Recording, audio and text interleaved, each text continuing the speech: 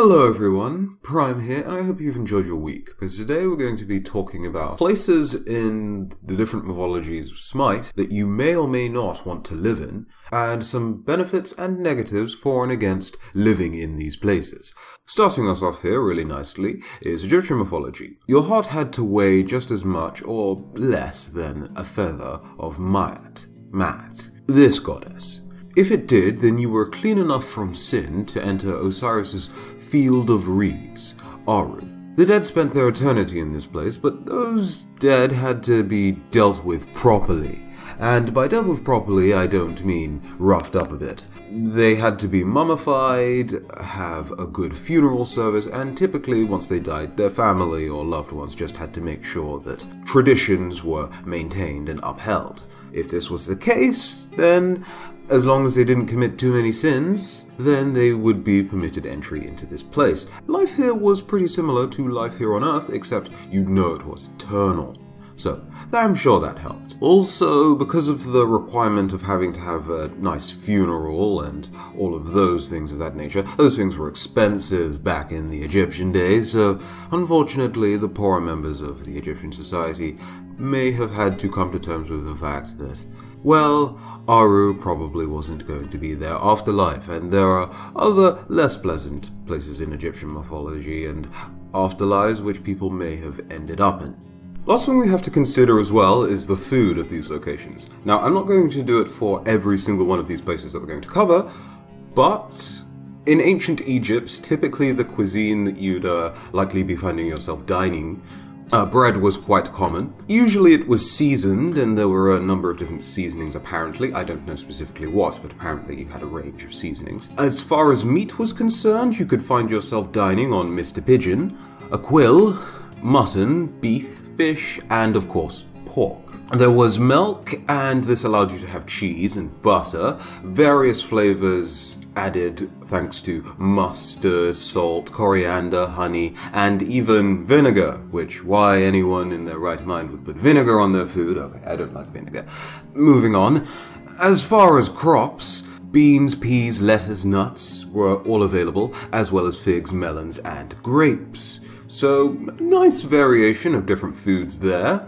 For the food alone, I'd probably pick here. Of course, again, the only caveat to entering Aru is that you have to be dead first. So there's that. Moving swiftly on though, we're going on to Hindu mythology. We're going to be talking about the 7 upper loka. Okay, that's a lie, we're only going to be talking about a few of these loka, or lok. But first one we're going to be talking about is Taploka. If you were lucky enough to end up here, then you would be a being of knowledge who just also so happens to be immortal. You'd be able to access the Brahmlok, which is the highest realm of existence in Hindu mythology, and Brahm himself resides there. We're also going to be mentioning Janlok, which was full of beings who could pretty much go anywhere they wanted at any time whatsoever. Very useful in the morning if they were late for, I don't know, catching a train or bus to school or work, or you say something completely cringy or just outright awkward and everyone in the hall, room, or wherever you are just turns to stare at you and you're super uncomfortable. Boom, teleport, no problem. I'm assuming everywhere means everywhere, including Brahmlok, but I'm not actually 100% sure about that. Still, sounds like a very useful plane to have access to and live in. Taploka and Janlok. I know it's technically cheating calling out 2 realms, but because they both seem pretty nice, I'll let you guys decide which one seems like the better realm to live in, considering the abilities each realm gives. Now, as far as food's concerned, you probably wouldn't be able to eat beef, or at least it wasn't necessarily socially acceptable to eat beef, because the mother goddess in Hindu mythology had a cow as her sacred animal, so beef probably not the best thing in the world for you to eat.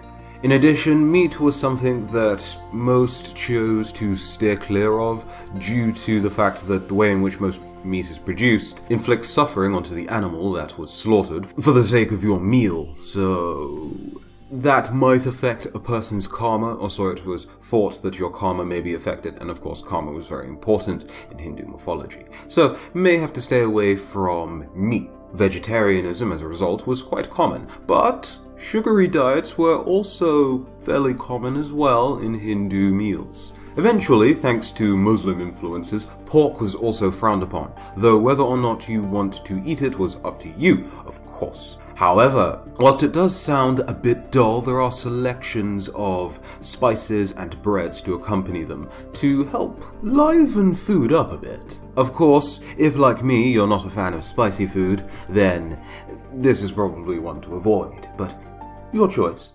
Agathe, Japanese mythology, located within the core of the earth, it is a hidden paradise. It also has the titles of Forbidden Land, the Land of the White Waters, the Land of the Radiant Spirits, Land of the Living Fire.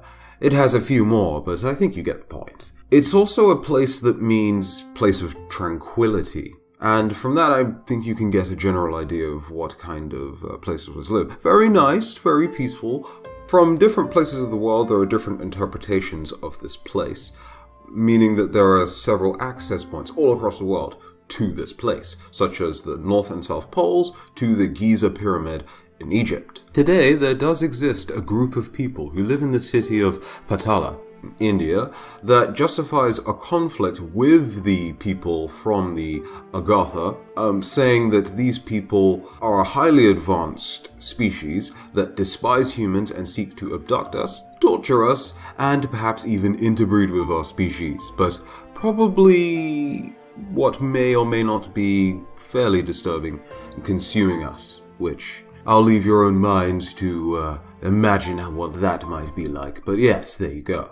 Next up, we have Celtic mythology, and we have an island called Avalon where apples grow all year round. And in fact, it's not just apples, but grain and grapes are just produced regardless of any cultivation, and any man fortunate enough to arrive on its shores would live for 100 years or more. Caveat to this, though, is it's not eternal youth or 100 years more of your youth, so you may still age.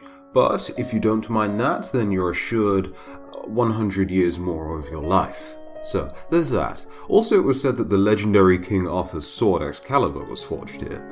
Many different types of people, from kings to other people across the world, have tried to travel and enter this place. And if you did, your name would be immortalized in legend, as King Arthur's was. Also, there was the possibility that the sorceress Morgana would watch over your spirit, though it's a possibility only because she apparently did this for King Arthur himself, as this Avalon was his final resting place. So she may or may not do that for you. Depends on how special she sees you as. So yes, again, I'll leave that up to your own imaginations.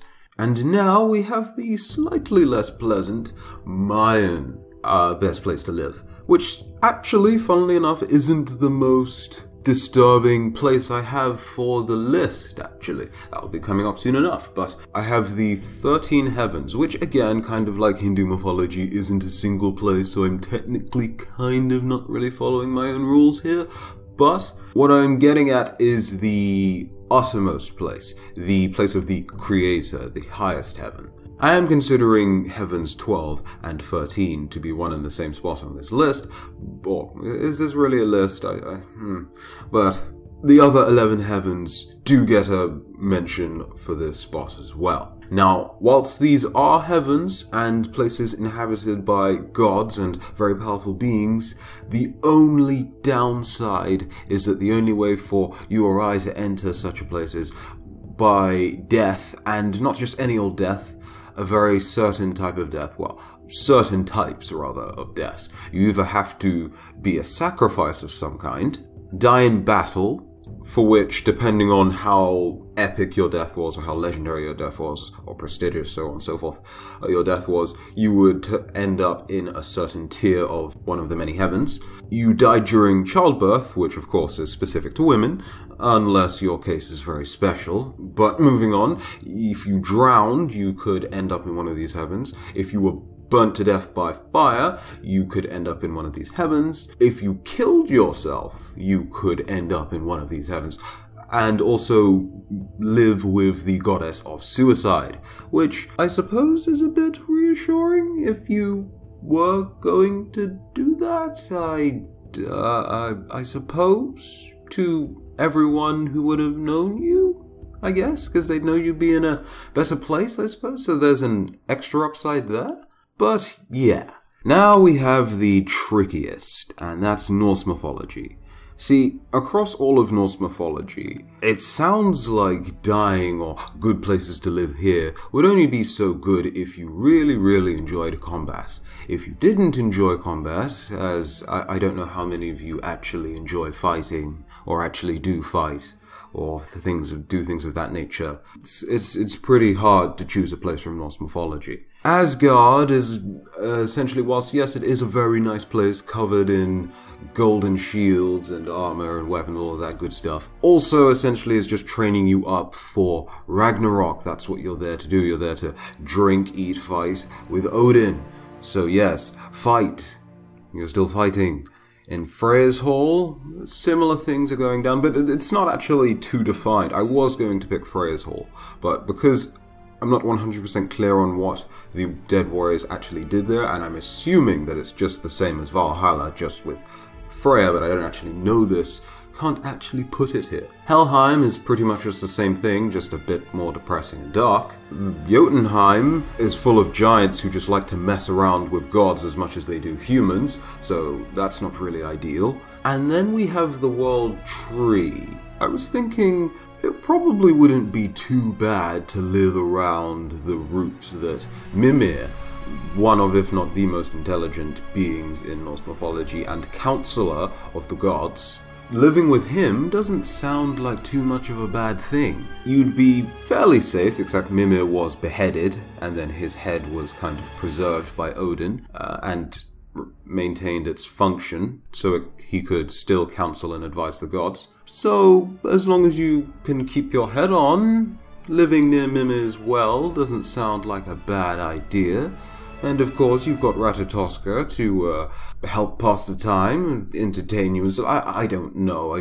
Norse mythology is somewhat difficult to find a good place for, so I just picked Yggdrasil. So if you can come up with a better place, surely tell me in the comment section below. But my pick is Yggdrasil. So next up we have Chinese mythology, and the Heavenly Golden Palace is difficult not to mention, but also the palace of an emperor or empress just seems a bit easy for this list, and also I kind of saved the easy pick for Greek/Roman mythology, so we're going to be doing that there.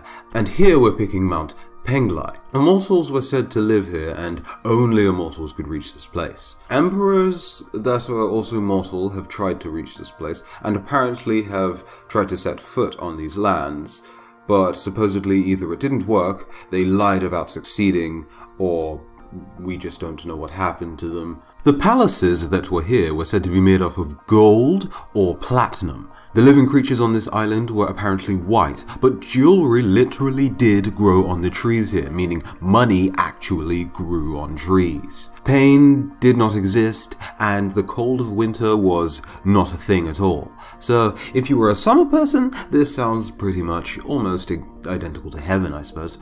The magical fruits that grew here would heal any disease. A person that set foot on this island could be gifted eternal youth, or even dabble in a spot of necromancy to revive the dead. I don't recommend that. The Japanese call this mountain Horai, and their version of it differs quite greatly. See, in the Japanese version, it's a lot less eternal youth and eternal wine, which, by the way, in the Chinese version, wine bottles and rice bowls would maintain their bountiful supply of food regardless of however much a person has eaten from that bowl. There would be infinite wine no matter what. So yes.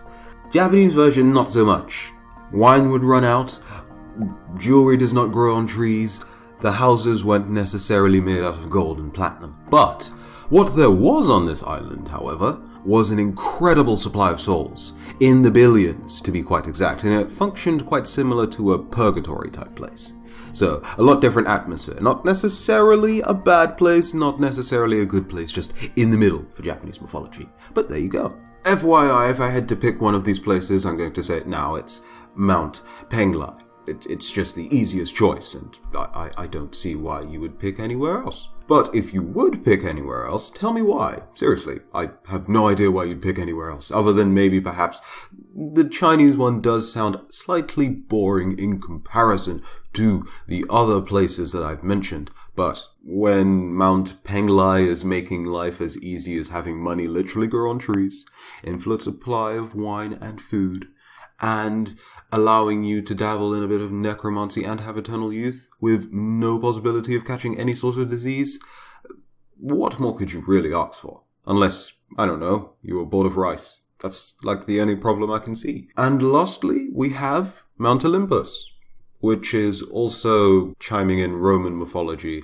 because, yes. Okay, it's mainly just because Roman mythology and Greek mythology are so similar that I feel like if I pick a separate place for Roman mythology, sort of feels like a bit of cheating or a bit of picking two places. I get it, in Smite there's a distinction between the two mythologies, but I've picked Mount Olympus, so I'm going to make that apply for Roman and Greek mythology.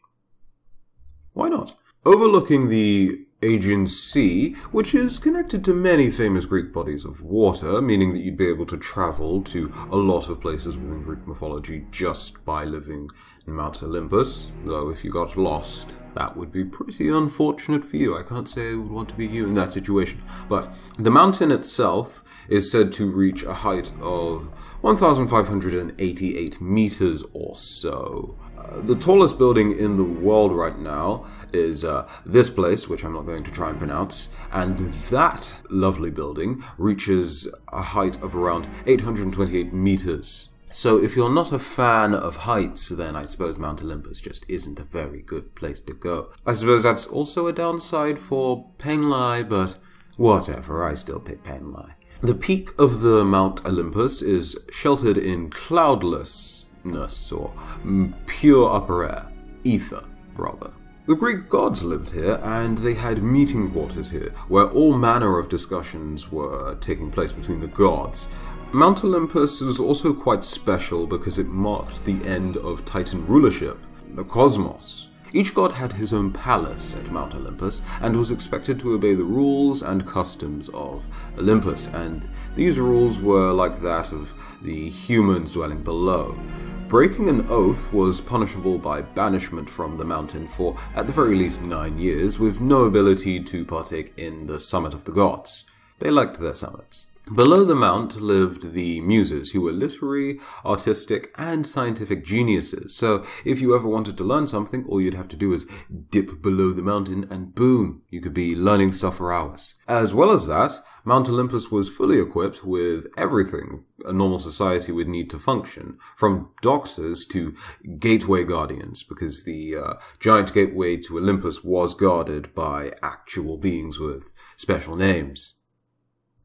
Whilst I did probably give Norse mythology's Aegir probably a bad stick for probably being the worst place to live out of all of these places I've mentioned, Avalon from Celtic mythology doesn't sound too much better. Yes, your name is immortalized in history, and yes, it's very nice and prestigious to be there, but aside from the additional 100 years on your life and being absolved from a few worries here and there, it doesn't seem like it's that special in comparison to, well, Penglai. And yes, I keep mentioning Penglai because it just sounds like everything you could ever want, ever.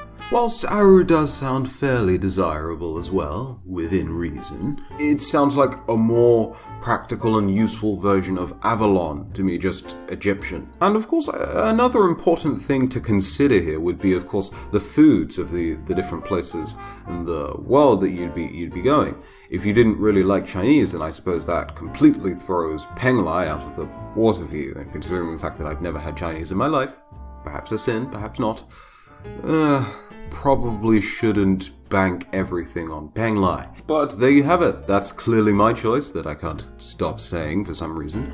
What's yours? Let me know in the comment section below. And if you think that I've done a certain mythology, namely Norse mythology, I genuinely feel like I've done Norse mythology a disservice here, go ahead and tell me what you would swap out some of my choices for, if any. And with that said, thank you very, very much for watching and making it this far. I hope that you did enjoy. If you did, go ahead and leave a like. Subscribe to the channel if you're new here, and until the next one, guys, have a very, very good day. I've been Prime, and I'll see you in the next one. Bye-bye.